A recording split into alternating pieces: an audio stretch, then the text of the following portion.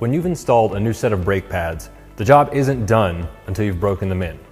Often called bedding in the brake pads, or more technically known as a burnish cycle, the purpose of breaking in new pads is so an even layer of friction material will be deposited from the pads onto the surface of the rotor. During this process, pad materials will conform to the surface of the rotor, which improves stopping performance and provides smoother and quieter braking. However, when this process is not performed, in addition to reducing braking performance, uneven deposits on the rotor surface can cause pulsing or brake vibration. When properly formed, the layer of friction material on the rotor's surface allows two types of friction, both abrasive and adherent, to work together for proper braking performance. Abrasive friction generates friction and heat by the brake pads rubbing directly onto the rotor.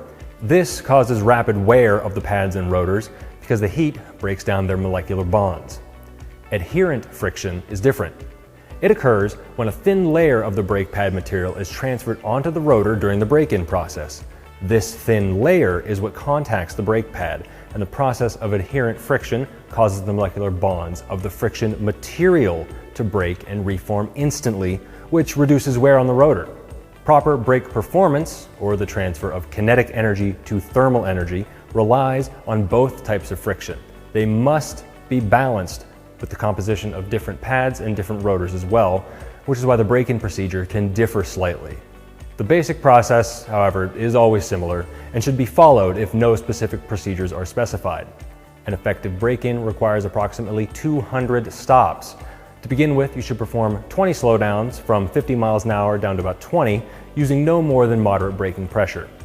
Do not make any panic stops or complete stops, and allow 30 seconds between brake applications.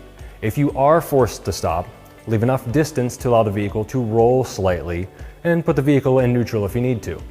Do not hold your foot on the brakes, which can cause too much heat buildup and create an imprint of the pad onto the rotor.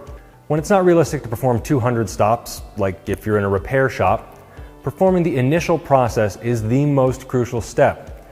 And to continue the process, avoid severe braking for the next few days. Thanks for watching. This helpful video is brought to you by B Pro Auto Parts, affordably priced aftermarket parts that are backed by OE.